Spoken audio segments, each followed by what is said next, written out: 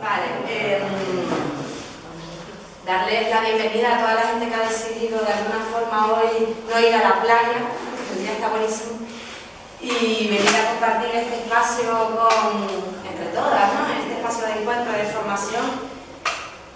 Desde ASO siempre nos gusta agradecer a toda la gente que se va implicando y va participando en las actividades y los actos que hacemos, porque sabemos que tampoco es una actividad súper lúdico-festiva, ¿no? Son unas actividades más de formación sociopolítica y un sábado por la tarde pues tiene su intríngulis también decidir estar aquí. Y por eso desde ASO pues, se lo agradecemos, de verdad. Seguimos agradeciendo, por supuesto, a Silverio y a todo el proyecto, la Asociación Cultural del Territorio Imaginario, porque desde el momento en que le pedimos un espacio y le pedimos si podíamos hacerlo aquí, el sí fue rotundo y la colaboración y la coordinación ha sido de calidad. Se agradece también, Silverio. Comentarles también que de alguna manera, para que ASO también siga caminando, ustedes saben que es importante las colaboraciones y las implicaciones, y ya ha llegado a este punto que ya ASO está haciendo casi 4 años. ¿4 años? Sí. Sí, vale. 4 años de andadura, pues nos parece también necesario, ¿no? O sea, agradecerlo todo, ¿no? Desde las personas que hacen sus colaboraciones, desde colaboraciones económicas hasta reparto de carteles, hasta difusión por las redes, y también el apoyito motivacional, ¿no? Cuando a lo mejor nos dan una mini bajona, que nos dicen que no, chiquillos, chiquillas, tiren para adelante, tal, no sé qué, pues bueno, solo pues somos Javi, Yosa y yo, que estamos ahí intentando construir algo con un poquito de ilusión, pero que de verdad que se agradece porque cada persona, las que están aquí y las que no están también, hacen un montón de cosas para que nosotras sigamos con este proyecto para adelante, ¿no? Es importante que tomemos conciencia de ello, ¿no? ASO no tendría sentido sin todas ustedes, que siempre colaboran, se implican, participan, y a mí me gusta ser muy agradecida, o sea que gracias de mi parte y gracias de parte de ASO. Todas las colaboraciones que se les ocurran serán siempre bienvenidas, vaya, porque cada día tenemos más dificultades, nos vamos a pedir subvenciones y queremos seguir subiendo de nivel, queremos seguir trayendo gente cada día más potente, entonces eso supone un trabajo y una organización importante. Entonces, sean siempre bienvenidas a cualquier tipo, o invitadas, siéntanse invitadas a cualquier tipo de colaboración, de codo con codo, lo que se les ocurra. Estamos súper abiertas a propuestas, a colaboraciones y a mayores implicaciones también como ASO, ¿de acuerdo? Y bueno, ya se acabó de los agradecimientos, paso a presentar a Carmiacu. Creo que es la presentación que más nervios me genera, porque para mí, Carmiacu es maestra de mis maestras, ¿no? Entonces, ojo, o sea.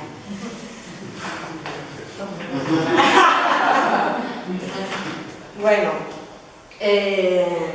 estuvo súper implicada como militante en la Liga Comunista Revolucionaria en Tenerife.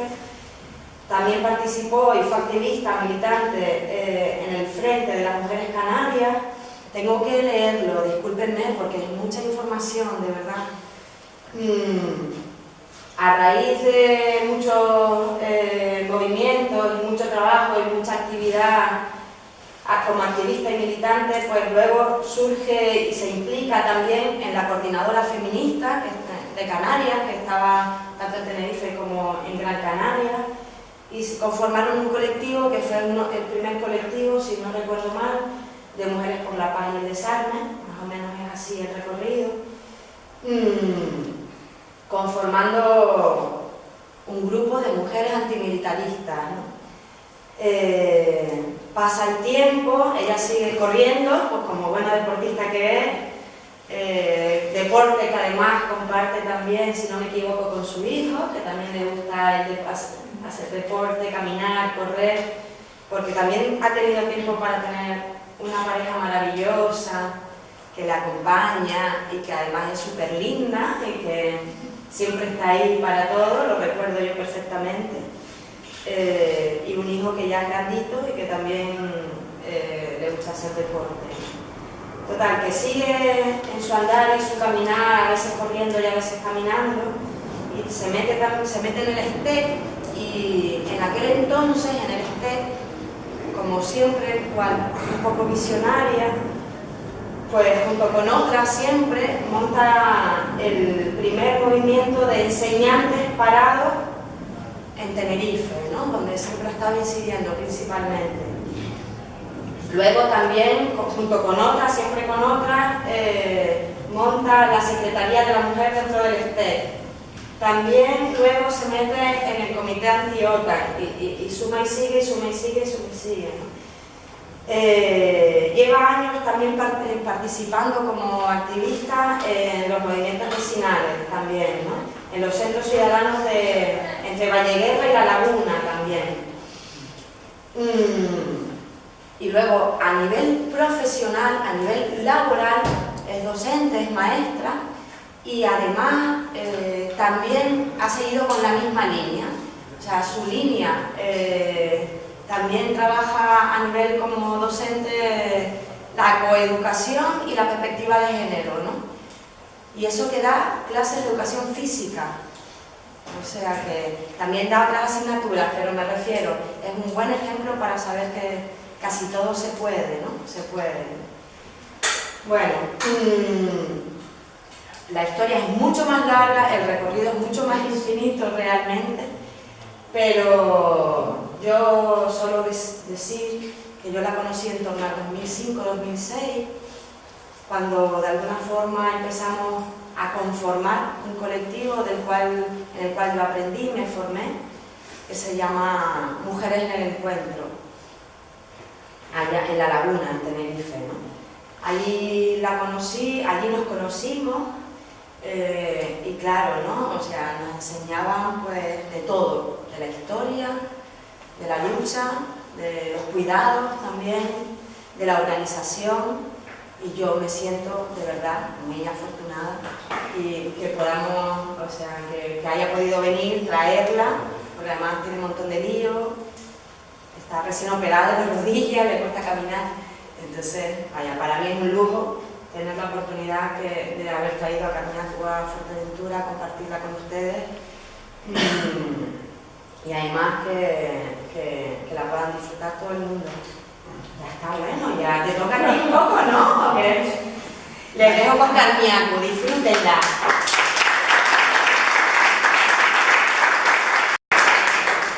Bueno, primero agradecer a Yasmin y a la asociación el poder estar aquí, para mí es un lujo, ¿no? Yo, bueno, sobre todo me considero una mujer activista.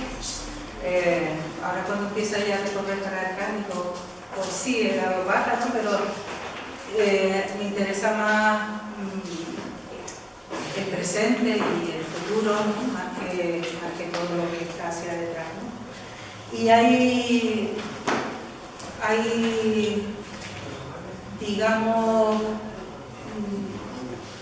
a mi edad, voy a los 60 años, hay momentos determinados en los que el activismo te tiene que dar paso a la reflexión y a mirar hacia detrás, pero nunca con nostalgia o nunca como diciendo aquello que era lo mejor, sino precisamente recorrer un camino, volverlo a recorrer para bien de construirlo o volverlo a revisar, ser reflexivo y ver qué nos puede enseñar para la actualidad o para el futuro. ¿Qué nos puede enseñar eso en nuestro presente y en nuestro futuro? En ese sentido, a mí me ha traído mucho pues, el nombre de la charla, puede haber un cambio social sin pensamiento. Y le he puesto solo un interrogante, ¿no? siendo como los WhatsApp, ¿no? Que le pones un interrogante. ¿Tiene dos interrogantes o tiene uno solo, ¿no? Ahora pasaré un poquito a eso. Pero antes, y utilizando una cosa, a pesar de mi forma gruesa, sí que he sido deportista.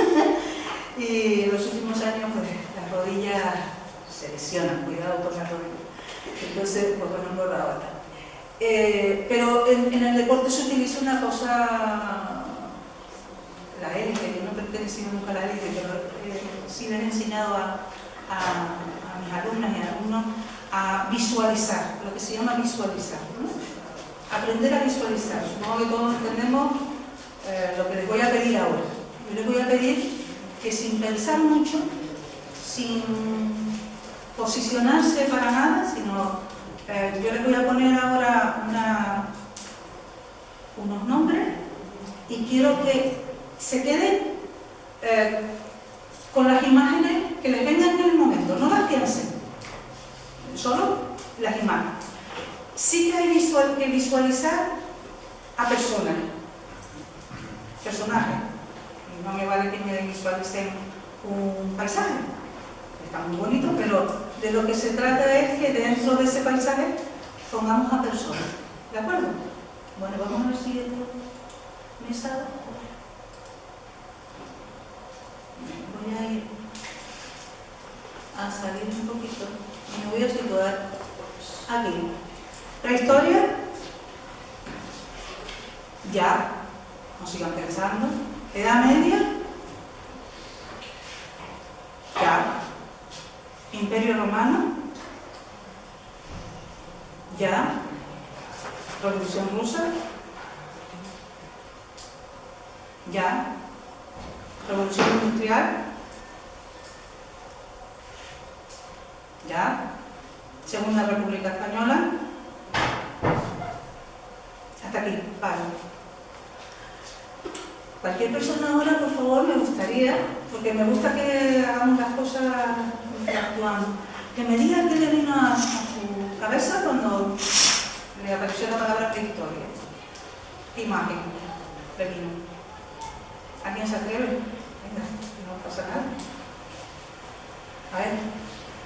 El hombre arrastrando a la mujer de los pelos. Vale.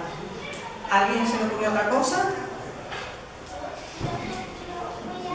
A mí, señor, me tocó, vamos, porque la prehistoria como un mazo de esos grandes y con la ropa que se usaba, vamos, que lo típico de las películas. Vale. ¿Lo de la Edad Media? ¿Qué le vino? Una bruja. ¿Mm? Una bruja. Una bruja. ¿Más cosas? La gente luchando la guerra de cruzadas. La guerra de cruzadas. Perfecto. ¿El Imperio Romano? A César. César. ¿Una cosa más? Un romano. No ir atrás. Un ejército. Un ejército. ¿En la Revolución Industrial? La raza obrera, Las mujeres entrando a las fábricas. ¿Las mujeres? Entrando en las fábricas. ¿Vale? ¿Más cosas? la raza obrera ocupando un vagón. ¿Vale? ¿Ya la Revolución Industrial la dije? Sí. ¿La Revolución Rusa la dije? No. ¿Qué le vino a la cabeza? Nada. Lenin, Fidel. Bien. ¿La Segunda República Española?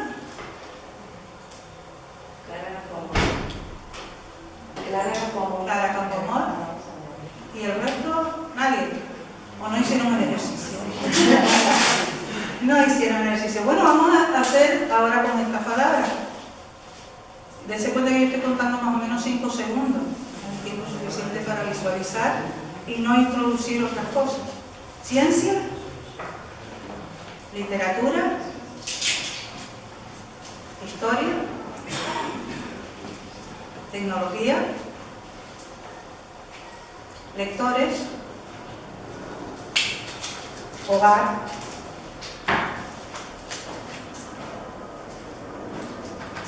Bien, ¿qué se imaginaron en ciencia? La bombilla de Edison. A Edison. Tenemos que visualizar a una persona.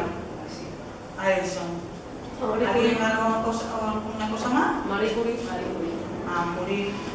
¿Literatura? Very fuerte. ¿Algo más? Virginia Woolf. ¿Eh?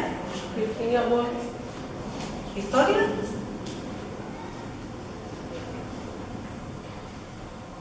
¿A nadie? No solo son tú. No visualizaron a nadie. ¿Tecnología?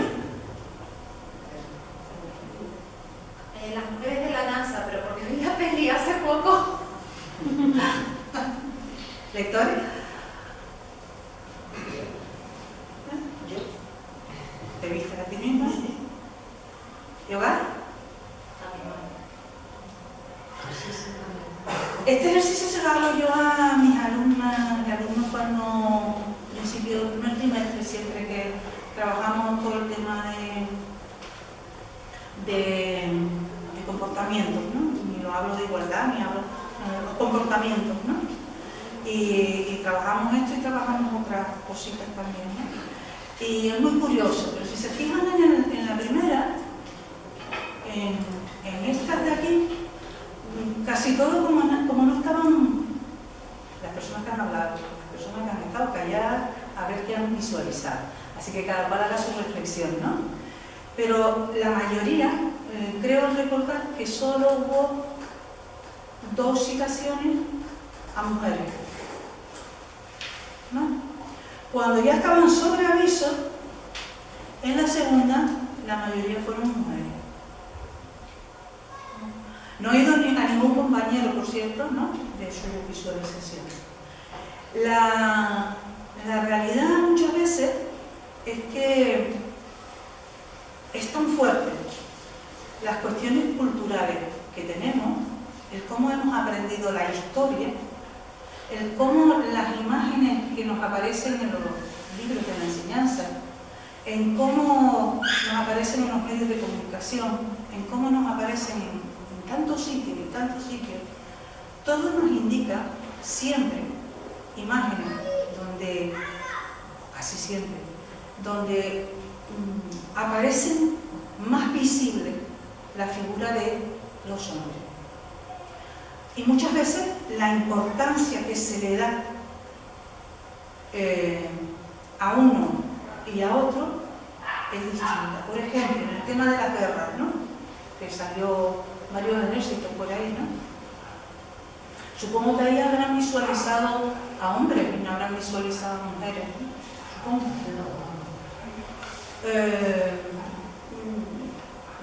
Hubo algo curioso cuando se dijo visualizar de la Edad Media y fueron brujas.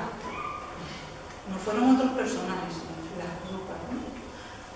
Vayamos dándonos cuenta de que nosotras y nosotros tenemos tan fuerte carga cultural que nos hace siempre ver la historia bajo un enfoque, digamos, de los otros. Con este juego, yo ya a partir de ahora pues quiero iniciar un poco lo que en otros momentos, bueno, ahí vienen, no sé si lo ven bien, yo se lo veo un poquito, vienen lo que, y esto da para una charla entera, ¿no?, lo que llamamos los micromachismos en el feminismo, ¿no? Es decir, aquello que es tan sutil, como el ejercicio que acabamos de hacer, ¿no?, nos lo demuestra, que no nos damos ni siquiera cuenta de lo que está ocurriendo. Por ejemplo, cosas como cuando vamos a un bar y la distinción entre señorita y señora, ¿no? Se sigue usando. Yo todavía esa doble titularidad no se la he escuchado con respecto a los hombres, ¿no? O hay muchas, ¿no? Cuando pides el café y el coñac, a quién le ponen el café y a quién le ponen el coñac, ¿no? O cuando vas a un sitio y te dicen guapa y preciosa, yo todavía no le he oído a un camarero o en una tienda decir guapo y precioso a un hombre, ¿no? Cuando vas al mercado, ¿no? A comprar en el supermercado también te lo suelen decir, ¿no? El déjame que tú no sabes,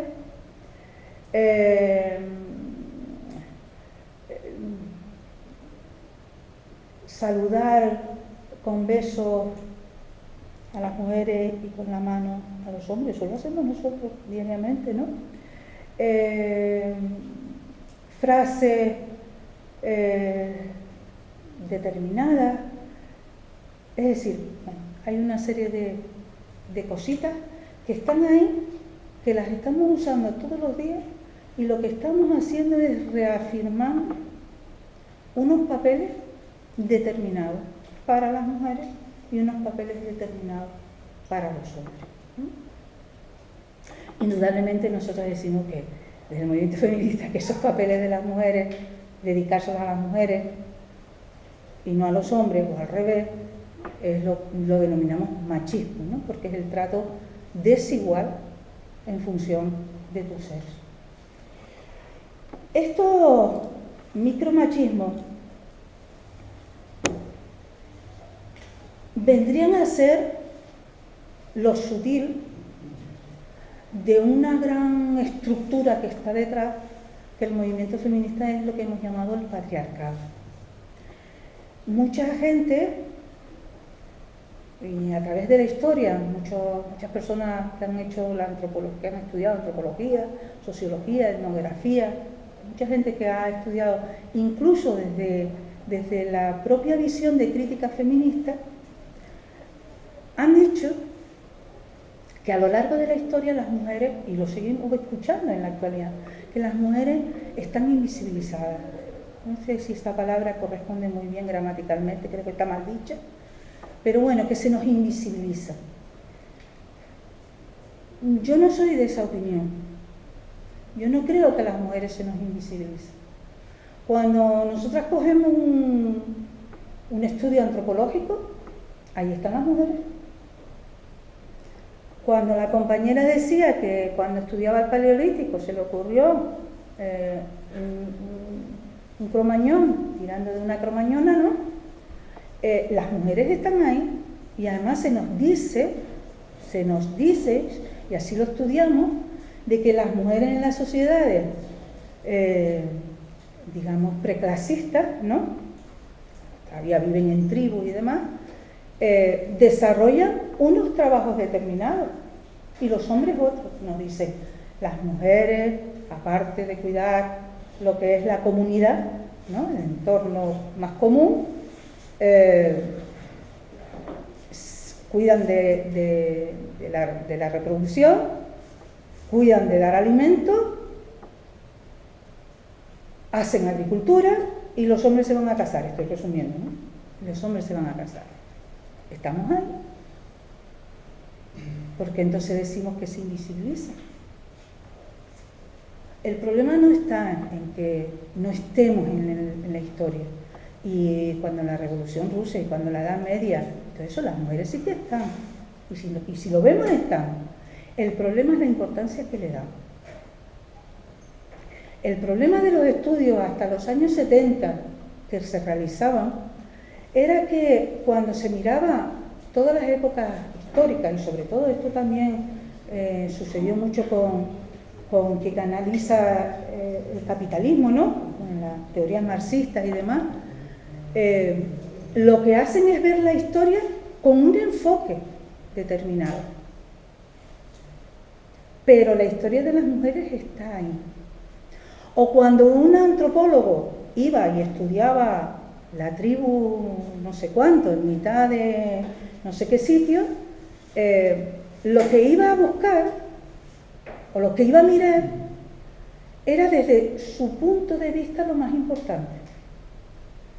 Y ponía, las mujeres hacen esto, los hombres hacen esto, y lo que resaltaba era lo que los hombres hacían. Por lo tanto, ahí, como les digo, invisibilizadas no están. ¿Cómo?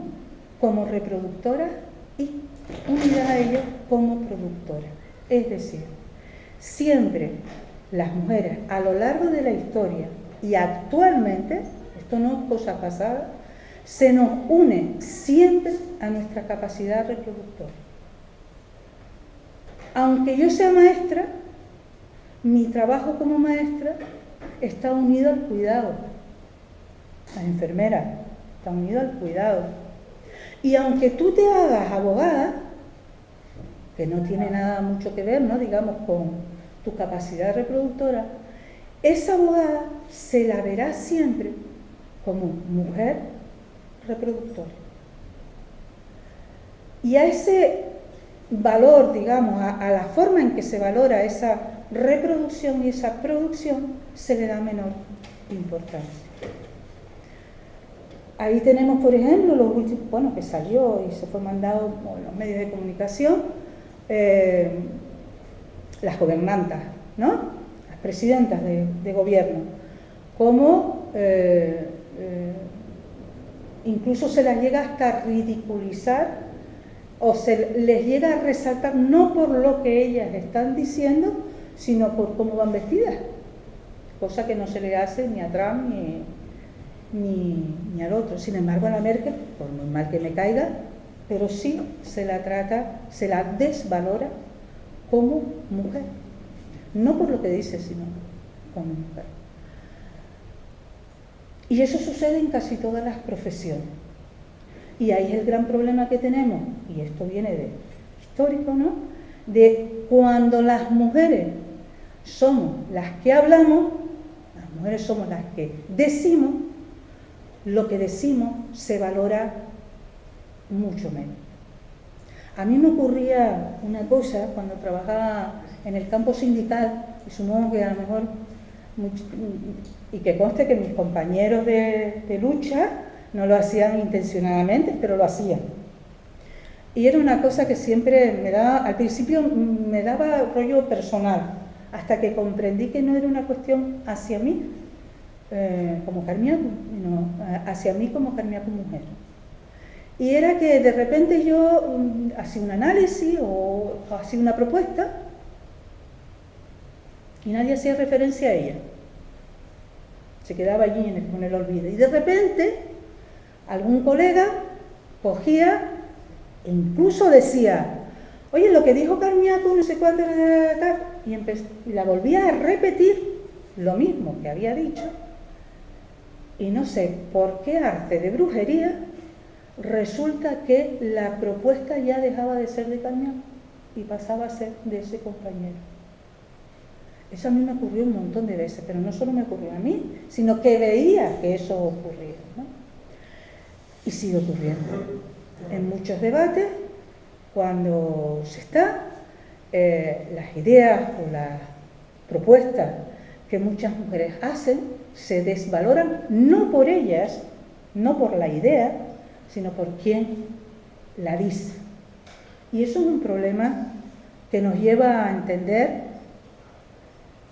el por qué las mujeres nos organizamos como tales y no en espacios mixtos, que también lo hacemos, pero cómo intentamos que esos espacios sean propios para que irnos empoderando nosotras mismas.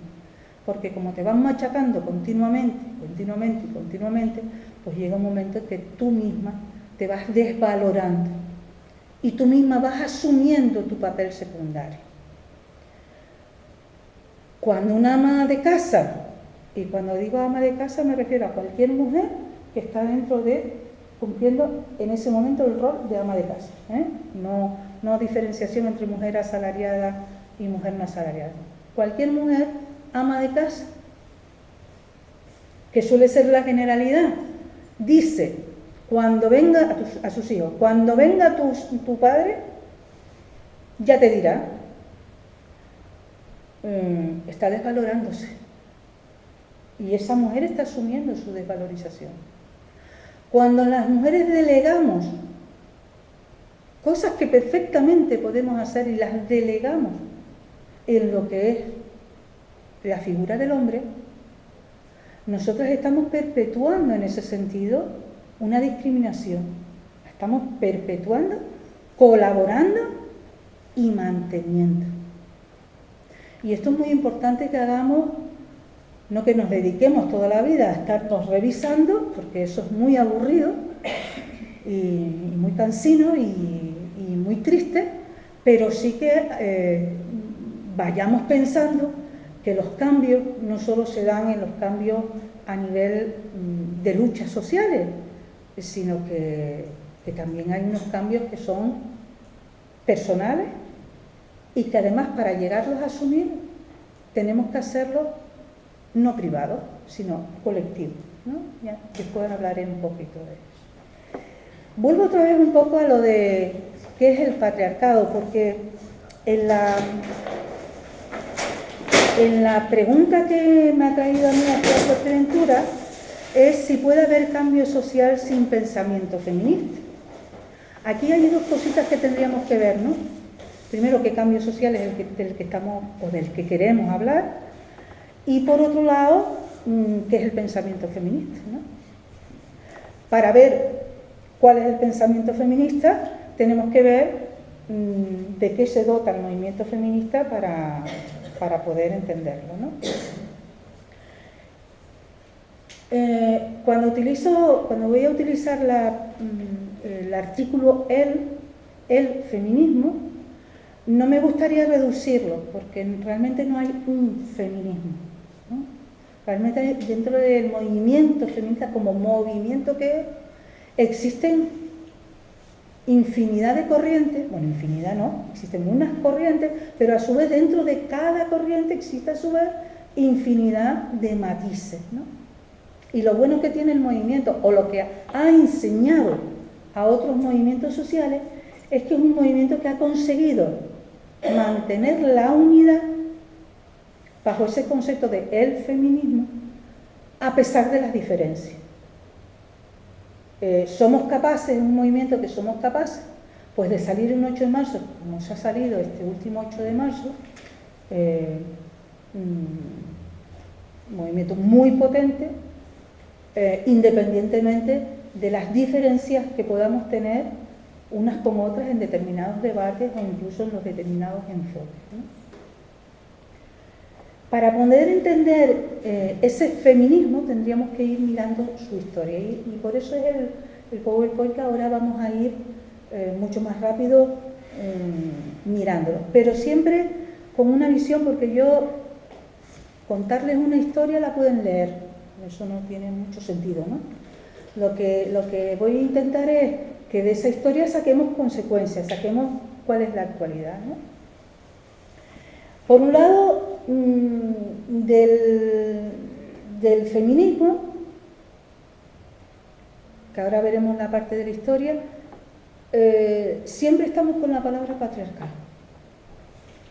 ¿Alguien me podría dar una definición de patriarcado? ¿Alguien se atrevería? No me digan que nadie. A ver, una mano por atrás. Gobierno del patriarca, ¿no?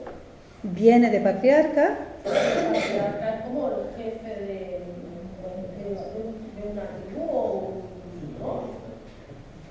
Una familia. Una familia, sí, pero el patriarca, ¿no? Súper común. O sea, a mí me viene al rollo tribu o comunidad, eso. Rollo tribu, comunidad. Yo lo veo más como desde un sistema de estructuras inamovibles. Estructura. Por eso era por lo del papel, para anotar todas estas cositas, pero podemos irlas anotando, ¿no? Estructuras inamovibles. El que manda. El que manda. Un sistema en el que el hombre tiene unos privilegios que no tiene la mujer. Sí. Bien, y has dicho la palabra sistema, ¿verdad? Yo creo que entre todos tenemos una cierta idea de lo que es, ¿no? Es que no es difícil, no es complicada.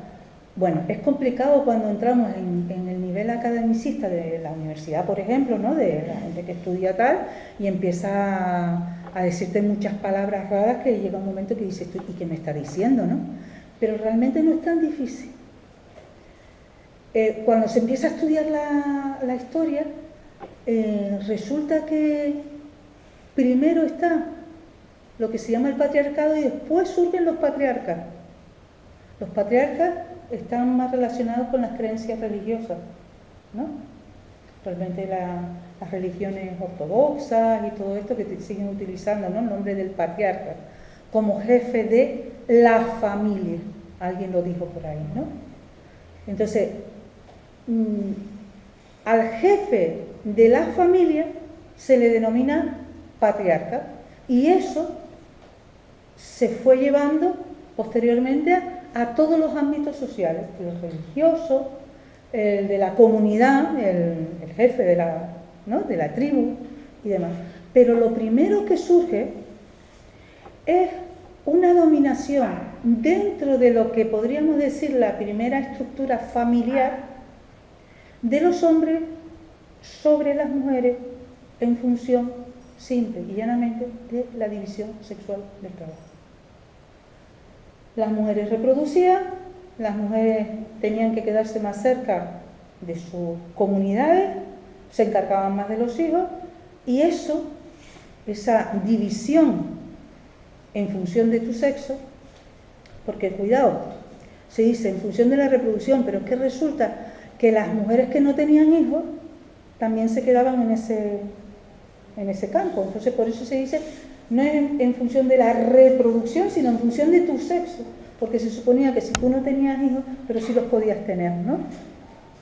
Y hay tribus incluso que establecen las relaciones dentro de la tribu de las mujeres en función de la edad, no en función del sexo. Pero sí es verdad que cuando aparece el patriarcado en las tribus, esa relación se mantiene independientemente de la edad de las mujeres, sino de su sexo. Y se les dice, tú por ser mujer tienes estas tareas y tú por ser hombre tienes estas otras.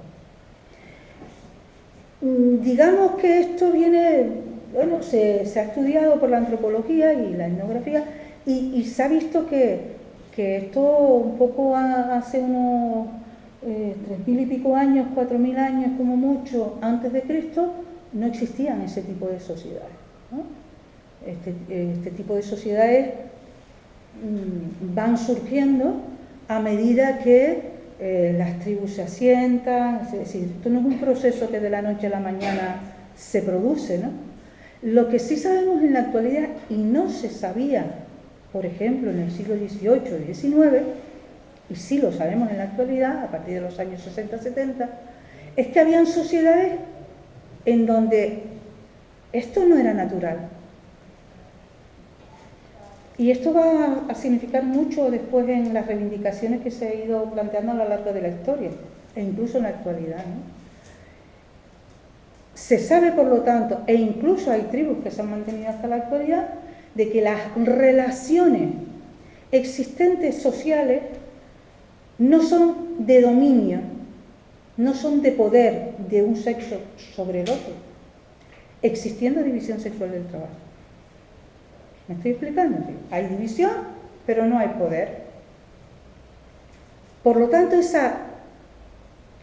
ese paso de un sexo dominar al otro se produce a lo largo de la historia en un momento determinado, se interrelaciona con la sociedad existente en ese momento, se convierte en sistema, en estructura que se mantiene.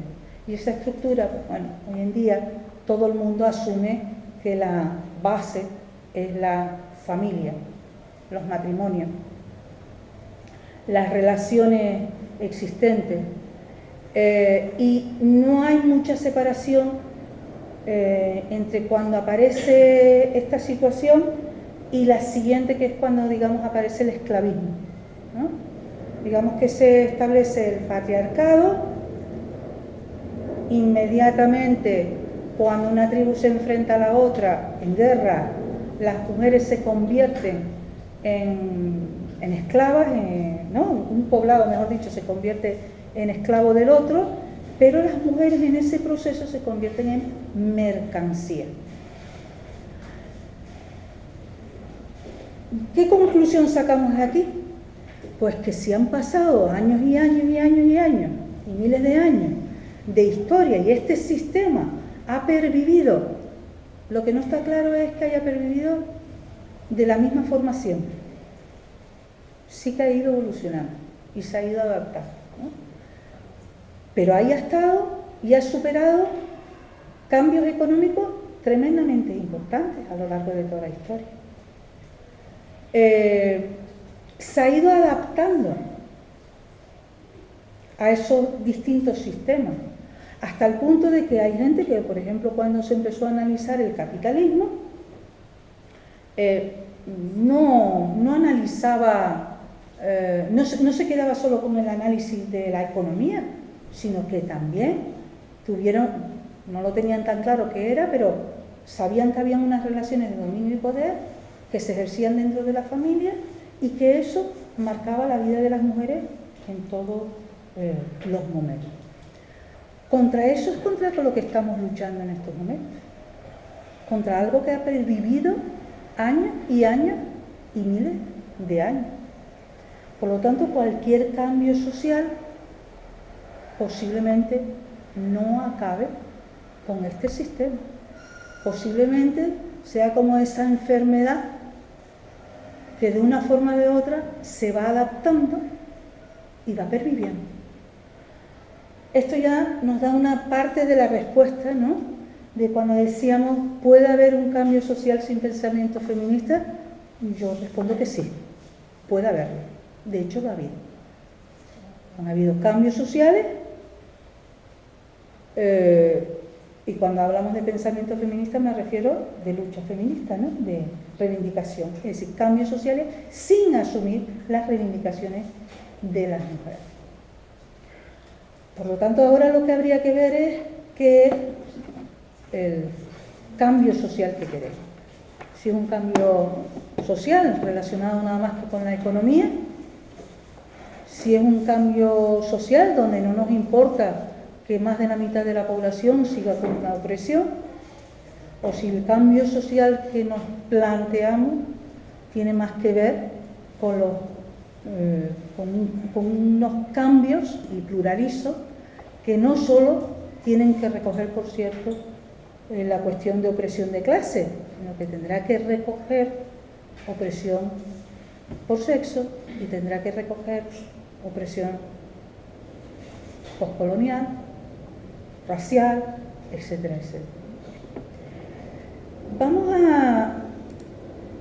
a encontrar, para ir analizando un poquito, la definición que se daba de patriarcado. Yo he cogido una definición que la podemos encontrar en internet.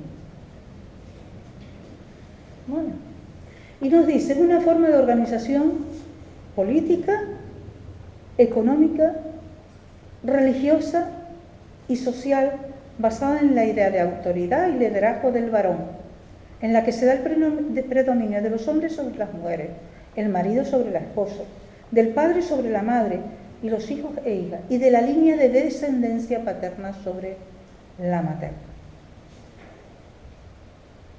Ha surgido de una forma de poder histórico por parte de los hombres, quienes se apropian de la sexualidad y reproducción de las mujeres y de su producto, que vendrían a ser los hijos. Y aquí me quiero parar, porque la primera parte yo creo que no tenemos discusión, ¿verdad? Todos lo dijimos antes, un sistema, ¿no? Y está ahí.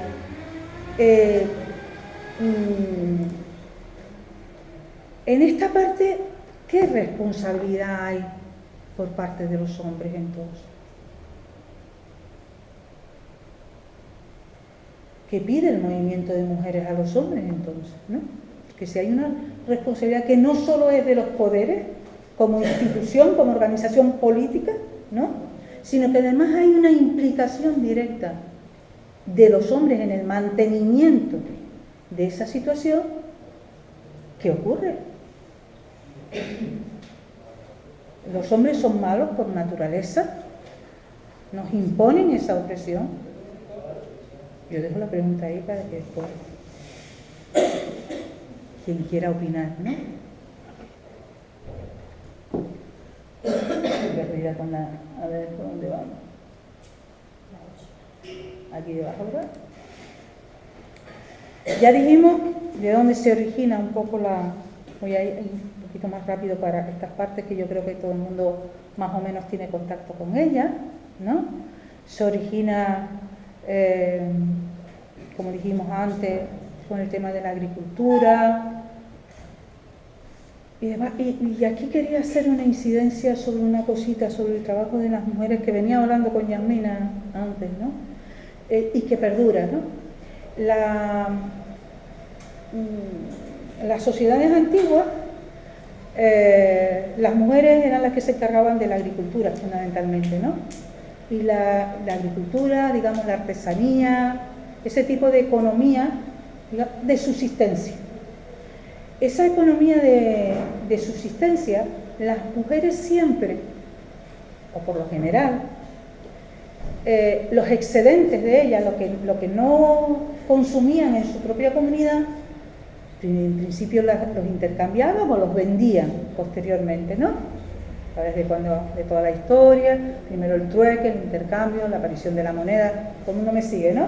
Bueno, siempre esos excedentes donde las mujeres han trabajado, los utilizaban como no como un comercio dentro del mercado del que todos conocemos, sino lo utilizaban como un suplemento a la subsistencia de lo que era su comunidad o su familia. Hay un ejemplo del que estábamos hablando que es, por ejemplo, la artesanía en la actualidad en Canarias, ¿no? La artesanía está ocupada mayoritariamente por mujeres. Y estoy hablando de la artesanía no excesivamente, no comercial, ¿no? Si se fijan, hacen cestas, cosas más bien para el uso, ¿no?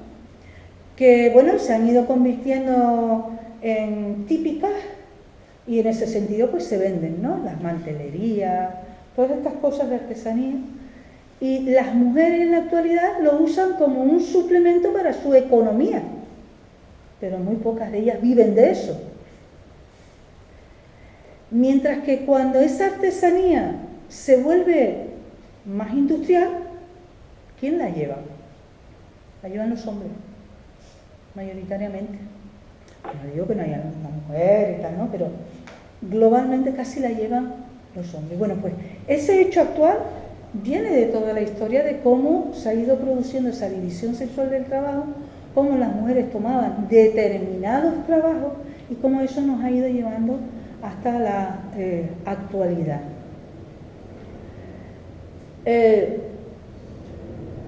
Otro aspecto que se ha mantenido, de lo que hablábamos del significado del patriarcado, el poder del hombre dentro del matrimonio.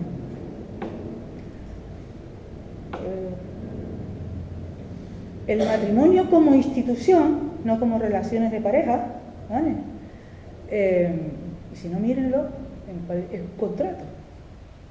Es un contrato en donde existen cuestiones de dominio rarísimas, ¿no? Y es admitido ese contrato siempre y cuando ese matrimonio lleve las consignas que nos ha marcado nuestra cultura. Nuestra cultura es católica, ¿no? Pero si me voy a cualquier otro país islámico, pues ese matrimonio tendrá la cultura islámica. Y si nos fijamos, son culturas, están influenciadas por la parte de creencias religiosas, la parte de matrimonio, ¿no? La religión en todo el tema del patriarcado ha jugado un papel ideológico tremendo, tremendo. Por eso las feministas y la Iglesia pues no nos llevamos muy bien, ¿no? Que diga, porque somos conscientes de ese papel que han jugado y siguen jugando en la actualidad, ¿no? Por lo tanto, hay una cosita que se las voy a contar en secreto. Y yo, por ejemplo, cuando el movimiento LGTBI planteó el matrimonio, yo no estaba de acuerdo. No estaba de acuerdo porque me parecía que era reforzar una institución que en el fondo lo que está haciendo es manteniendo una dominación de un sexo sobre el otro, ¿no? Y está manteniendo, si no de un sexo sobre el otro, en el caso de gay y lesbiana y transexual, lo que está manteniendo es relaciones de poder de unos y otros. Si no, ¿para qué necesitamos un contrato matrimonial? ¿Para qué? Bueno, pero contradicciones tenemos en todos los movimientos y en todos lados, ¿no? Oponerte al matrimonio de homosexuales, pues no estaba ni está bien visto, ¿no? Porque se puede considerar como homofóbico, pero que conste que lo que ha habido ahí es una lucha muy importante. Sí, se ha conseguido visibilizar toda una forma de vivir nuestras sexualidades, ¿no? Pero lo hemos hecho a costa de afianzar una institución que es la que mantiene, bueno, una de las que mantiene la opresión. O sea, que seamos conscientes de eso. En aras de conseguir una reivindicación, yo la llamo democrática, es decir, que pueda asumir una sociedad como la que estamos viviendo ahora. El patriarcado, por lo tanto, aparte de mantener esa familia tal, fíjense que dentro de la familia estamos planteando, en las familias donde se nos enseña cómo tienen que ser después las relaciones sociales. Y ahora van a decir, ay, es que estás en contra de la familia. Cuidado, estamos hablando de la familia institución.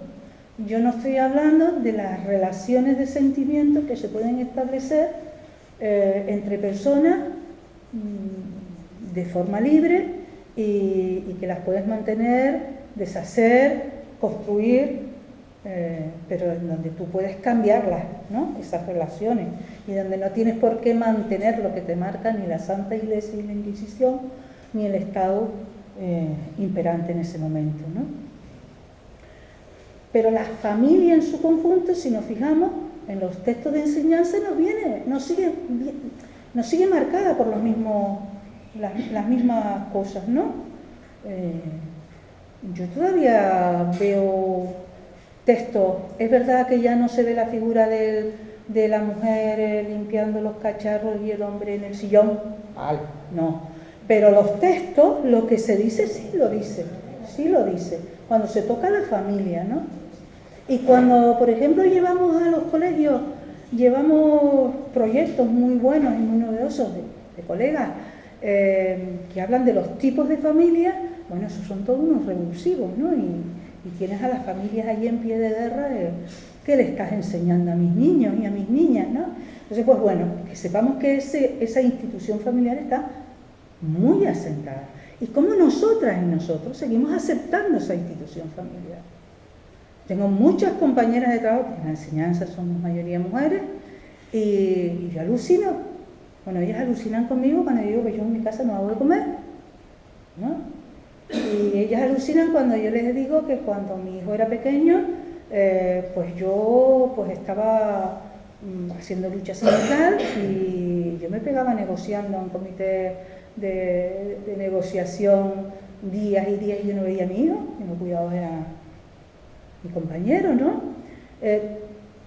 Y conste que no es ideal la cosa, ¿no? Sino que yo también tengo que cambiar muchas cosas y tal, pero que conste que nosotros estamos manteniendo unas estructuras de la familia que hay que repensarse y que hay que empezar a cambiarlas, ¿no?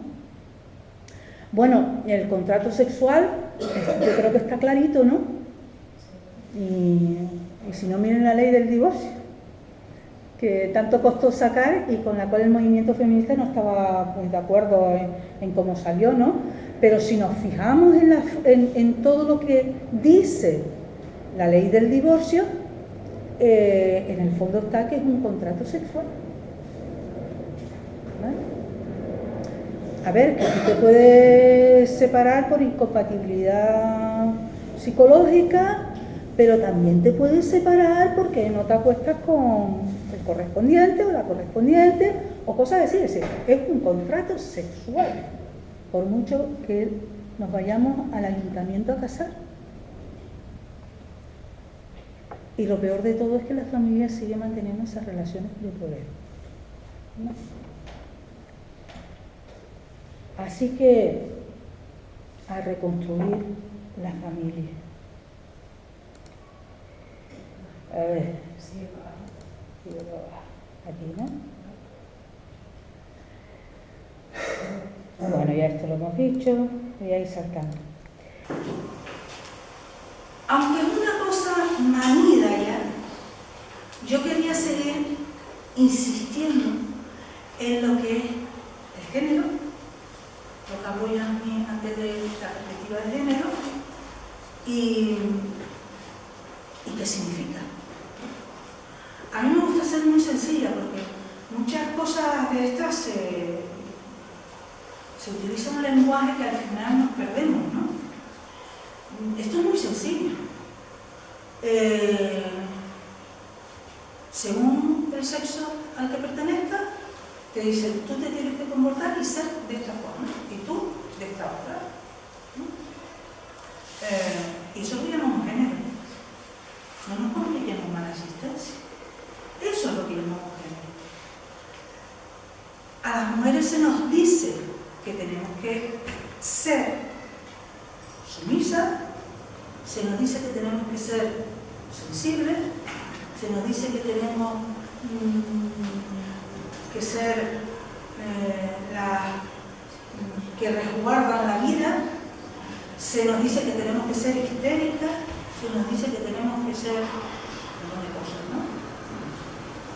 Pero jamás se nos dice que tenemos que ser competitivas, jamás se nos dice que tenemos que ser poderosas, jamás se nos dicen esas cosas que sí se le dicen a mí. Y todos ya sabemos cómo se nos dice, desde lo simbólico hasta diciendo, desde los colores, por cierto que me invento lo de los colores recientes, el color rosa y el color azul es una propaganda de fuego, de fuego, no es una cosa histórica, ni mucho menos. Imagínense la influencia que tiene esto, ¿no? Lo mismo de la... Con esto tuvimos el otro día un debate en mi grupo, el Día de la Madre, ¿no? El Día de la Madre, San Valentín, son días comerciales que juegan con los sentimientos de la gente, pero que detrás y debajo de todo eso hay una ideología tremendamente potente, que es el mantenimiento de estas estructuras y de estos estereotipos de género. El regalo del día de San Valentín, que tiene unos prejuicios, tiene unos componentes en la gente jovencita tremendo. Esto da para otra charla, ¿no? Con el amor romántico y todo esto, pero cada vez está más acentuado y nos está llevando después a problemas con lo de los dominios que están surgiendo ahora de tan jovencitos, ¿no? De violencia y demás hacia las pibas jóvenes. Pues días como el de San Valentín tienen mucho poder sobre esto. O el de las madres que se celebra mañana, ¿no? El papel de las madres.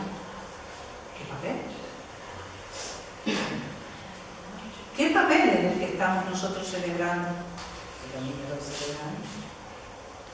¿El de la mujer sumisa? ¿El de la mujer abnegada que ha dado y sacrificado toda su vida? No ha sido persona, ha sido madre.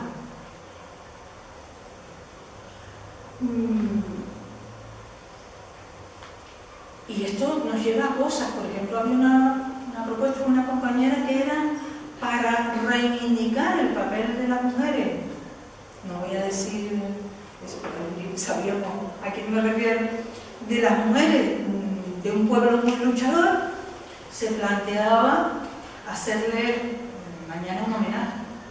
Bueno, que eso sería un avance, ¿no? Porque estamos reivindicando en las luchas de pueblos como el pueblo palestino, el pueblo saharaui. ¿Qué estamos reivindicando? ¿El papel de las madres? ¿O lo que tenemos que reivindicar es el papel de las mujeres y su participación en la organización de esa lucha?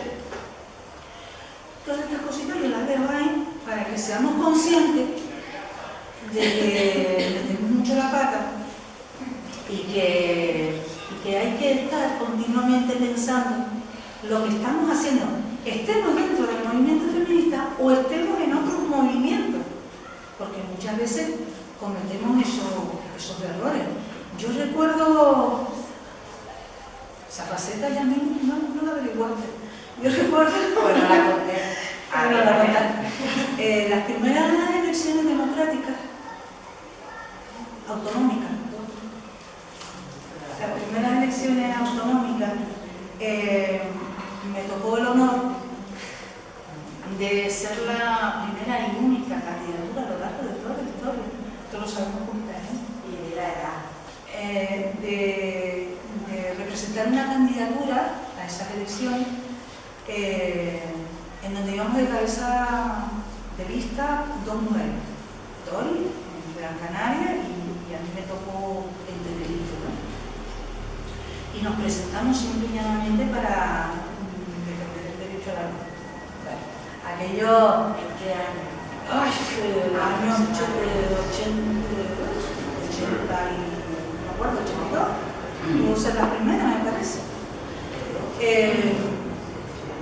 Bueno, pues se celebraron unas cosas que yo creo que se siguen celebrando, que era en los periódicos organizaban mesas de debate, ¿no? Y a esa mesa de debate les tocó ir a todas las candidaturas que se presentaban. Por la organización que yo me presentaba, fue un compañero.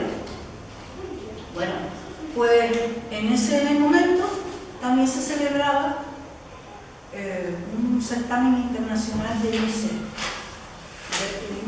No me acuerdo cuál era, ¿no? Y los organizadores, que eran los medios de comunicación, le dieron una rosa a cada representante de cada candidatura que se la tenía que entregar a una de aquellas misas. Y claro, nosotros nos habíamos presentado sobre todo por el tema del movimiento de mujeres. Cuando mi compañero le dio la rosa, yo creo que me lo comí de milagro, ¿no? Me cuesta todavía describir la palabra. Me dio pena después, salté como una fiera, detrás de mí saltaron las demás, y bueno, aquello fue un revuelo dentro de lo que fue la coordinadora feminista de aquellos momentos, porque lo hicieron todas las candidaturas, ¿no? Fue una cosa genial, ¿no? Eso fue una crítica, ¿no? Y entre comillas digo los pobres, ¿no? No lo hicieron con ánimo, mucho menos de defender ni de pero no cayeron en las contrarias. Lo dejo ahí también para que un poco veamos las consecuencias que pueden tener determinados actos, determinadas conductas de hombres que están al lado y están en la lucha, muchas veces incluso más implicados que las propias mujeres, pero que sus actos, de forma inconsciente, pueden llevar a unas situaciones muy difíciles. El género es algo que se acuñó en los años 70 y es algo muy importante, porque es una construcción imaginaria, no es real.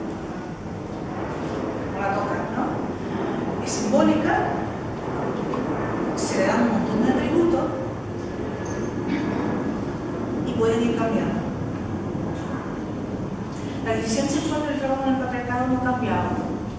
Nos seguimos diferenciando, las mujeres nos dedicamos más aquellas profesiones de cuidado relacionadas con el trabajo doméstico y el tema de construcción,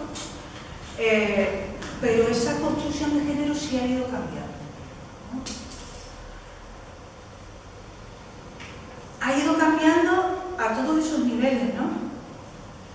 Económicos, sociales, psicológicos, afectivos, eróticos, jurídicos, políticos. Está metido en toda la sociedad, en todos los estamentos sociales. Por eso mismo, si queremos cambios sociales, cualquier cambio social va a tocar esto, va a tocar el género.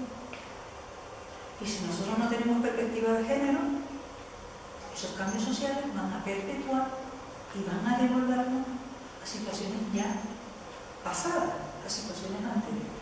Y la verdad es que no estamos como para despreciar movimientos revolucionarios de lucha a volver otra vez a los orígenes como ha sucedido a lo largo de la historia, ¿no? Por eso es tan necesario que en este futuro nos repensemos mucho qué es lo que vamos a destruir y qué es lo que vamos a crear.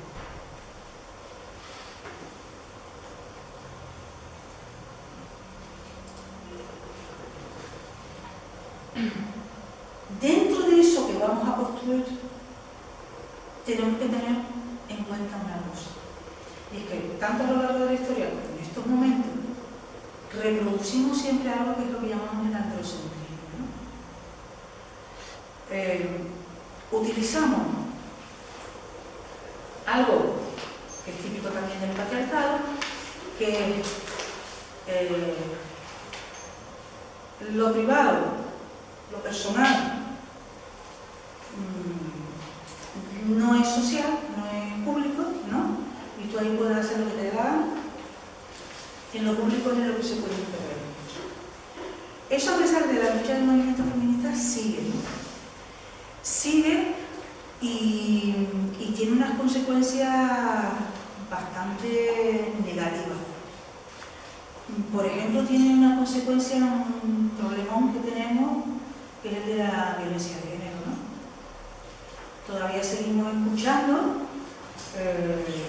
frases de que habrá hecho para recibir eso, es que ella se lo buscó también, ¿no?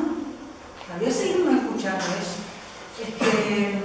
Es que lo sacó de quicio, es que ese hombre no aguantaba más, es que fíjate tú lo que la quería, que llegó a estos extremos.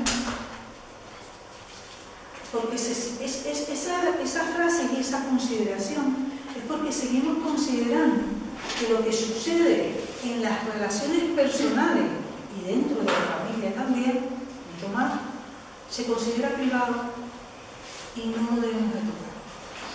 Yo con mis alumnos también, cuando trabajamos en el tema de violencia de género, les pregunto si han vivenciado alguna acción violenta. Todos. Todos. No hay ni una, son de cero.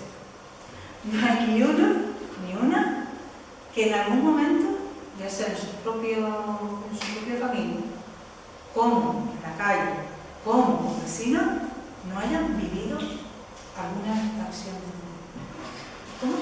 Todos y todas, ante la primera respuesta, ante la primera pregunta que les hago, su respuesta que es la de ¿y qué has hecho? ¿O qué han hecho los que han estado a tu alrededor? Lo primero que te dicen es, bueno, yo me fui de ahí, no, nos callamos, por si acaso, no nos metimos. Esa es la respuesta que hay. Y eso es lo que está ocurriendo en el exterior. Porque todavía seguimos considerando de que lo privado sigue siendo privado. Y lo privado es las relaciones personales que se dan dentro de la familia o dentro de las relaciones sexuales, ¿no? Y no es público. Y por lo tanto no hay medida. Hasta que no consigamos romper eso, la violencia de género va a seguir teniendo el respaldo social que tiene actualmente. El androcentrismo viene a ser la visión con la que nosotros estamos mirando los problemas. y es una visión siempre masculina.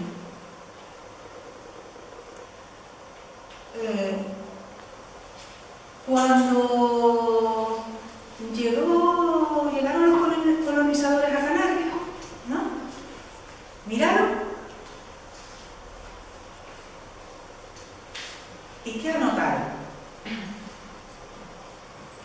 Cogieron y anotaron rituales religiosos. A ver qué Dios tienen. Un Dios. Se pusieron a mirar si había diosas. Averiguaron si había un Dios. Uno, por cierto, no varios. Uno. ¿Quién tiene el poder aquí? Omeseye, el otro lado. Y ellos mismos, o sea, los que vinieron a ver, hicieron su separación y establecieron sus relaciones que traían de fuera, la comarca, no sé qué, ¿no? Y analizaron la sociedad que se encontraron bajo los esquemas que ya tenían. Pues eso se sigue haciendo. Entonces resulta que todas las cosas, ante cualquier debate y ante cualquier cosa, estamos haciendo eso. Estamos aplicando una visión masculina de ver a eso llamamos androcentrismo. Y es un problema. Hay que quitarlo. ¿Y cómo te quitas una cuestión cultural? Le enseño. ¿Individualmente o de forma colectiva? Lo dejo ahí también. Bueno, aquí están las consecuencias. Y ahora quería pasar a otro, ya, sí, porque tengo la rodilla ya. Quería pasar ahora a otro plano, ¿no? El del movimiento y la historia. Dentro de lo que hasta ahora hemos hablado, mejor dicho, que he hablado yo, tenemos que tener en cuenta una cosa. No es lo mismo, yo creo que esto lo quería resaltar, pero para que lo tuvieran en cuenta, ¿no? No es lo mismo el movimiento de mujeres que el movimiento feminista. Y lo que he querido representar ahí, ¿no? En el movimiento de mujeres hay muchas mujeres, distintas razas, distintas edades, ¿no?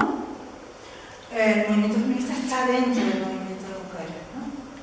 Pero es que un movimiento de mujeres pero es lo que hay. Dentro del movimiento de mujeres tenemos un ejemplo de la época de Pilar Primo de Rivera, ¿no? Después un poquito de historia la tenía y como estoy hablando mucho se las cuenta así.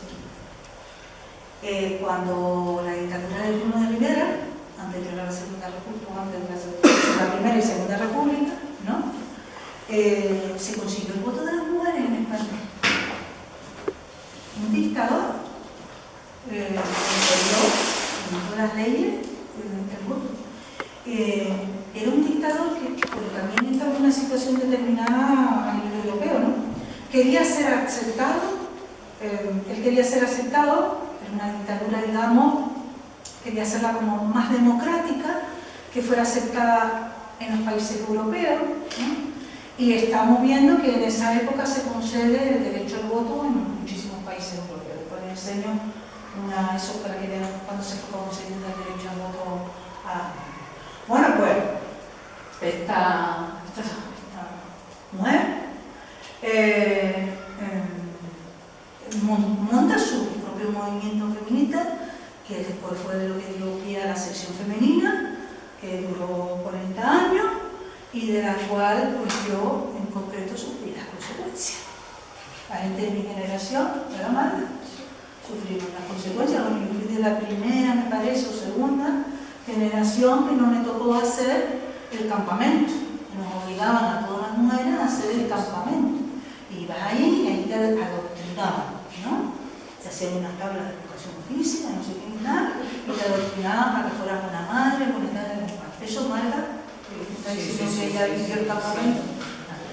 Yo fui de la generación que cuando me tocó, cuando cumplía la edad, porque además ibas muy jovencita, ibas con 15 años, me parece que era, 15, 16. No, nosotros fuimos cuando acabamos un ministerio, si no ibas al campamento no te daban el... No te lo daban, pero tenían un tiempo para ir, me parece que la edad mínima eran 15 o 16 años. No me acuerdo ya mucho. Bueno, ibas allí porque ahora a 15 años eres una mujer muy consciente. En la época del franquismo y la llamada transición, éramos unas pajuatas, ¿no? Y bueno, hacían con nosotras lo que querían. Bueno, pues sufrimos las consecuencias, pero es que las consecuencias las seguimos sufriendo desde una niñez. Fíjense lo que decía, ¿no? Gracias a Palante, ¿no? Las mujeres van a ser más limpias, los niños más sanos, los pueblos más alegres y las casas más claras. Todo lo que conlleva eso, que sutileza, ¿no? Que todos los días deberíamos de dar gracias a Dios, por supuesto, por habernos privado a la mayoría de las mujeres del don de la palabra. Porque si lo tuviéramos, quién sabe si caeríamos en la vanidad de exhibirlo en las plazas. Es tremendo, es tremendo, ¿no? Las mujeres nunca descubren nada. Le falta el talento creador reservado por Dios para la inteligencia carolina. La vida de toda mujer, a pesar de cuando ella quiera simular o disimular, no es más que un eterno deseo de encontrar a quien son personas, que lo busco disimular. Esto, imagínense que las mujeres salen de una primera república. O sea, las mujeres están saliendo de una primera república, que no fue tampoco muy liberal, la segunda república fue más liberal, digamos, pero donde hay convulsiones sociales, donde las mujeres están en luchas importantes, donde las mujeres están consiguiendo salir, encontrarse y debatir, reflexionar y que de repente caiga esto. Sí. Bueno, no nos asustemos. ¿Qué ha pasado en Irak, en Afganistán? Países, digamos, que están bajo el sometimiento de la guerra global. Mujeres como en Turquía, que tenían derechos y ahora ya están reduciendo esos derechos. No hay que irse muy atrás, lo estamos viviendo ahora. Y por cierto, ante la que se está viniendo de derechización y de, digamos, vueltas a contenido fascista, de lo que ya está detrás. Por eso las mujeres americanas, norteamericanas, salieron masivamente el 8 de marzo porque saben ese peligro. Porque lo primero que hizo Trump no fue el muro, ya estaba hecho, el muro ya estaba hecho. Lo primero que hizo Trump fue derogar leyes que permitían a las mujeres tener derechos en Estados Unidos. Curioso, no se ha extendido ese tema, pero fue lo primero que firmó. Restricciones a la ley del aborto y a derechos. Fíjense hasta qué punto que de las restricciones está la llamada ley de Obama de la sanidad, ¿no? Un montón de aspectos que estaban ahí dentro tienen que ver con leyes de protección de las mujeres, que se les elimina. Que habría que lidiar, pero eso es muchas tareas. Bueno, ¿qué es el feminismo? Esto es otra de las definiciones que podemos encontrar en internet. A mí me resulta tremendamente reducido. Pero bueno, es un movimiento social, efectivamente, efectivamente, y político. Dice que se inicia a finales del siglo XVIII, no es cierto, ahora iremos viendo, aunque se adoptara esta denominación, y que supone una forma de conciencia y la movilización de las mujeres como grupo contra la opresión, bueno, para mí es muchísimo más. Para mí el feminismo es un estilo de vida, es una forma ya de ser. Mi vida, la mía, supongo que la de Yanni, supongo que la de Mara, supongo que la tuya, supongo que la de ella, no es la misma, sino es gracias a las reivindicaciones que ha conseguido el feminismo. El que tú hoy, para vender tus propiedades, no tengas que pedirle permiso a tu hermano, padre y demás, ¿gracias a quién es? El feminismo. Tu vida ha cambiado, tu forma de relacionarte con la vida ha cambiado. Por lo tanto, esa definición que nos deja solamente dentro de lo que es como movimiento social es muy reduccionista. Y esa definición quizás incluso quita una de las partes más importantes, que yo no le estoy quitando importancia a esta, ¿no? Porque bastante tiene, pero quita una de las partes más importantes que tiene. Y es la forma de vivir, la forma de sentir. Cuando es un movimiento juvenil, la edad no te perdona y dejas de ser joven. En espíritu lo puedes seguir diciendo, pero dejas de ser joven y dejas de vivir las cosas como jóvenes, ¿no? Pasamos a vivir otras etapas de nuestra vida. Cuando perteneces a una clase social, y pongo así porque, claro, está tan desdibujado el tema de las clases sociales, ¿no? Y tú puedes pertenecer, a un ejemplo, ¿no? También doy a adultos economía y se sorprenden cuando les digo, cuidado que un empresario no es el dueño del medio de producción. Un empresario o una empresaria es quien dirige la empresa. En definitiva es un asalariado o una asalariada. Pero ese es el empresario. O quien gestiona cualquier banco, por un montón, ¿verdad? El banco no es de esa persona. De hecho se jubila y todo como asalariado. Pero claro, ¿a qué clase pertenece? Entonces, claro, todo este tema de las clases sociales es muy complejo, ¿no? No me voy a meter ahí dentro de edad, pero yo puedo pertenecer en estos momentos, ¿no? Tener un sistema de vida como lo ha tenido muchísima gente, clase media, verse en el paro y pasar la auténtica pobreza, ¿no? Te has desclasado, digamos, te has situado en otro lugar. Pero como mujer, seguimos estando ahí.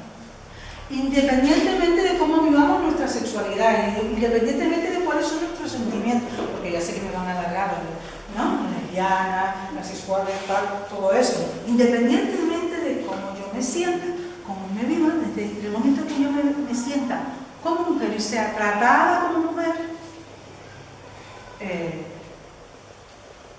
ya sí que tenemos un estilo de vida que nos influye. Y eso sí que nos diferencia de los hombres, por muy solidarios que sean y por mucho que comprendan el feminismo. Porque lo que tienen que hacer los hombres, desde mi punto de vista, es otra cosa. Tienen que vivir otra cosa. Tienen que deconstruir otra cosa y construir otra cosa. Pero ocupamos,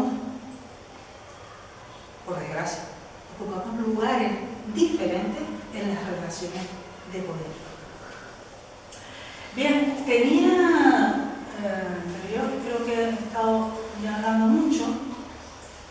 Bueno, aquí un poco lo que he ido hablando, estaba hablando de las características del movimiento feminista, y tenía aquí la parte de historia del movimiento feminista, que yo creo que la voy a saltar para un poco introducir el debate, ¿no? Yo ver si puedo dejar el PowerPoint para que lo puedan ver, ¿no?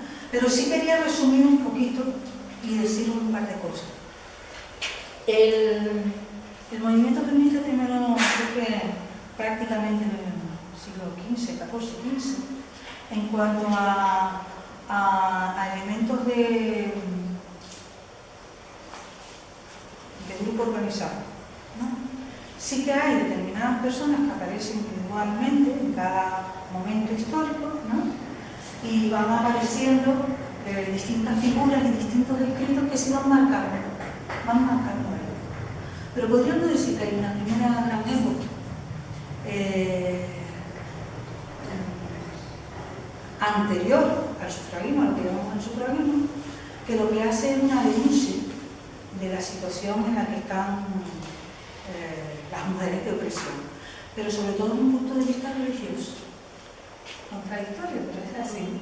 Es decir, incluso hay escritos, como por ahí, que ya sí es de la sufragista, pero que hablan de que dicen, Dios nos creó iguales.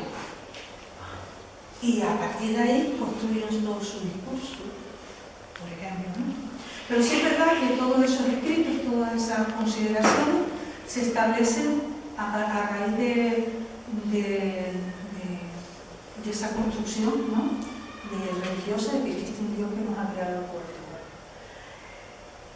Posteriormente empiezan a surgir luchas distintas. La principal, en el siglo finales del XVIII y XIX, contra la esclavitud. Y qué curioso, porque ahí las mujeres son las que toman la cabeza. No es que vayan con el movimiento, no. Es que son las que dirigen el movimiento.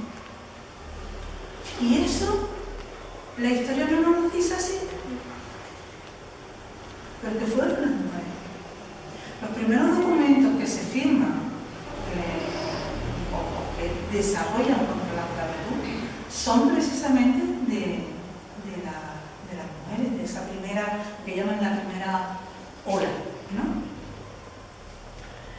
Hay un documento que se llama la Declaración de los Sentimientos, me encanta el nombre, la Declaración de los Sentimientos, lo sacan como se diga, las sufragistas americanas, ¿no?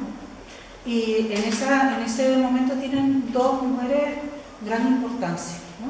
De hecho fueron las que salen de Estados Unidos y van a una reunión internacional que hay en Inglaterra y en Inglaterra cogen, y es una fotografía que suele aparecer mucho, que a las mujeres las aíslan, las ponen en un sitio y no las dejan hablar, pero ellas al final cogen y empiezan a hablar, ¿no? Y su primera lucha es contra la esclavitud. Y qué curioso, y qué actualidad tiene, que cuando hablan de la esclavitud, hablan de cómo las mujeres esclavas sufren su opresión, no solo como esclavas, sino como mujeres. O sea, que tan de nuevo no tiene esto de que hablemos ahora de distintos feminismos. Es que ya las sufragistas hablaban de distintos feminismos. Ya ellas estaban relacionando una lucha determinada que era digamos, lo que hoy llamamos norte contra sur, ¿no? Esclavitud, la estaban relacionando con los derechos de las mujeres. Como no tenían voto, dijeron, ¿qué estamos haciendo? Tenemos que pedir el voto, ¿no? Entonces defienden el voto, ¿no? Y mire que se lo iba a poner antes. Miren, a ver, miren buscarlo. Los países que faltan por conseguir el voto. Ay, a ver si lo puedo ver.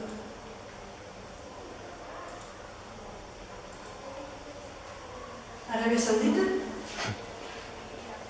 Brunei, Líbano, Emiratos Árabes y el Vaticano. Pero si se fijan, en todos los países digamos, árabes, que aún quedan, tenían el voto. Aún no. Y si nos fijamos en el anterior,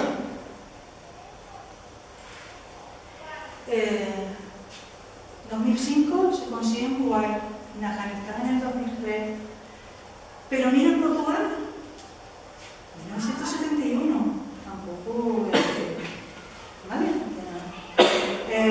Suiza, 1964, tampoco llevan tantos años. O sea, que no nos creamos muy europeístas porque las cosas... Suiza es el 71 también. Que Suiza pone en el 71. Suiza, perdón, 1971, de Belice. Irán, Kenia en 1963, lo consiguen antes que en Suiza. Por ejemplo, ¿no? Es decir que lo que sí quería resaltar, que a mí me gusta mucho el tema del movimiento sufragista, porque se nos ha querido vender como el de unas cuantas histéricas que vestían raro y que salían a la calle, pero que eran unas burguesas. Que eran unas mujeres burguesas que venían de la alta sociedad. No es correcto, no es cierto. Eran mujeres que tenían un estatus social determinado, que habían tenido ciertos derechos, ciertas posibilidades de acceder a la educación, pero siempre se coge y se deja de nombrar al otro sector del movimiento también. Y se estudia separado, porque desde la época de las sufragistas estaba Floratista, francesa, estaba Clara Zetkin, alemana, con intervención en la Revolución Rusa, estaba Kollontai, Alejandro Kollontai, estaban todas estas mujeres que vienen desde digamos, el siglo XIX, ¿no?, hacia el 20, o sea, duran ahí en esos momentos, pero estaba todo ese sector. Estaba lo que se llamaba el feminismo socialista, o lo que después se llamó el feminismo socialista. Y eran mujeres que estaban con las obreras y que estaban batallando contra hechos históricos. La Revolución Rusa de 1917 comienza una huelga textil de mujeres y arrastra a los de la siderurgia, ¿no? Comienzan ellas. ¿Conoces a Lenin? De oída. ¿Conoces a lo que era su mujer? ¿Qué hizo ella? Su compañero. No. Pues resulta, no me sé el nombre en ruso. No me lo sé el nombre. Resulta que ella fue militante del partido mucho antes del propio Lenin. Resulta que ella se dedicó de entrada a organizar a las mujeres obreras para darles educación, o sea, les daba clase, ¿no? Entre ella y Alejandra Kollontai fueron las que hicieron el Plan Nacional de Leyes de Protección hacia las mujeres. El problema fue que duró del 17 al 24. En el 24 el señor Lenin, por eso digo el señor Lenin y otros cuantos, empezaron a decir que no, que aquello era muy... que lo que estaban planteando estas mujeres era locura, que no se podía. Claro, si nos leemos los libros de esta gente, ¿no?, que habla de la libertad sexual, echaban abajo todo el tema de las relaciones, la familia totalmente la destruían y demás. Para una sociedad que venía de un paso prácticamente de empezar la industrialización, pues posiblemente era muy fuerte. ¿Pero qué se hace? En vez de hacer campaña para que eso llegara a la población, lo que se hace es cortar las alas a la feminista. Por eso digo que cuando hablamos de cambios sociales, tengamos cuidado, porque eso no solo ocurrió en la Revolución Rusa, eso ocurrió también en China. En China, por ejemplo, hubo leyes que se pusieron del control para el tema de las familias, ¿no?, que tenían muchos hijos y los poderes dentro de la familia en China eran muy fuertes, muy jerárquicos y tal. pero como no se hizo campaña, no se trabajó educacionalmente con la población, la gente, por mucho que tuvieras ahí una ley, no la cumplía y seguían con sus tradiciones. Cuando Trai terminado diciendo que se había equivocado, ella decía, me he equivocado porque lo que había que haber hecho era, antes de la revolución económica, haber hecho la revolución social. Y yo me gusta mucho de la pregunta. Hay un antiguo, como yo, pero me gusta mucho, pues quería terminar un poco la charla ahí, ¿no? Es decir, los cambios, ahí está. ¿Cómo tienen que ser esos cambios? ¿Cómo los tenemos que hacer? En eso nos ha enseñado mucho todo lo que se denominó la segunda ola del feminismo, ¿no? De las cuales muchos hemos vivido muchísimas cosas, ¿no? Y se ha avanzado muchísimo, pero en lo básico seguimos igual y es lo que habrá que ir cambiando. Y hay una tercera, la llamada tercera ola. Yo, para mí no existe la tercera ola, pero como la estudiosa lo establece, lo digo. Hay una tercera ola que se habla de los años 90, que cuando aparece el feminismo de la diferencia, el ecofeminismo, la teoría del juego, etc., ¿no? Todo eso. Bueno, yo no creo que sea una tercera ola, creo que es una continuidad, ¿no? de lo que ocurrió en los años 70 y 80, ¿no? Y lo que hubo fue que tal la producción y análisis y debate que hubieron, que se crearon numerosas corrientes, numerosas formas de pensarlo, y que todo eso se fue. Hubo una compañera que una vez me dijo, no, porque había habido un enfrentamiento entre esa tercera ola con la segunda ola, ¿no? Y yo decía, pues la verdad que yo no la noté. Cuando llegó el feminismo de la diferencia, asumimos cosas, cambiamos cosas. Bueno, hasta el punto de que las reuniones eran, a ver, fulanita, tú te ofreces que vamos a mirar cómo somos por dentro. Y la hacíamos, ¿sabes? Porque era el autoconocimiento del propio cuerpo. Eso venía del feminismo de la diferencia. Y éramos feministas que nos considerábamos feministas socialistas, ¿no? Pero asumíamos, ¿no? Bueno, y hay un montón de cosas que se siguen haciendo. Hoy por hoy tenemos claro que los cambios sociales para las mujeres, que estamos en toda la sociedad, no pueden ser exclusivos, o no podemos solo tener en cuenta la expresión como mujeres, ¿no?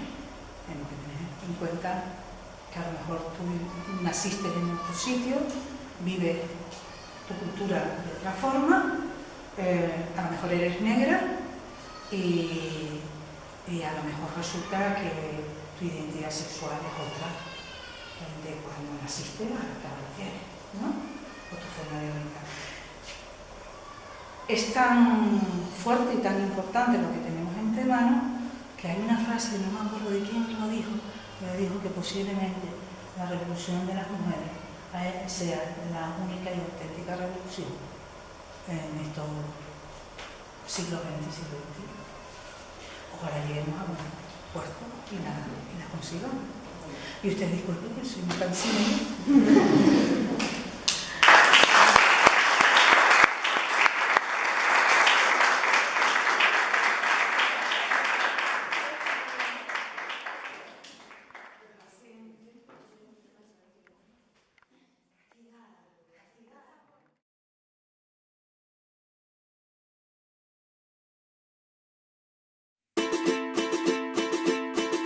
Seràs aquella que vas voler ser, seràs la tres voltes rebel, seràs un puny alçat al vent i tu sols tu faràs vibrar 5 continents.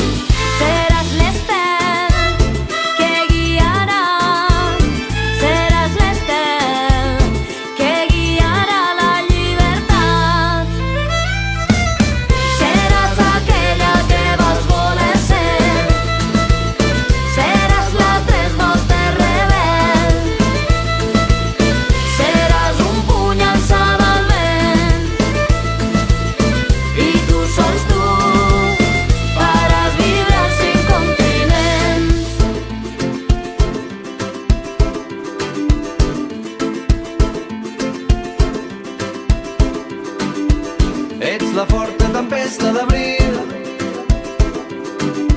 un oasi amarg pels teus enemics. Ets la forta tempesta d'abril, el sol que esclata les flors, un oasi amarg pels teus enemics.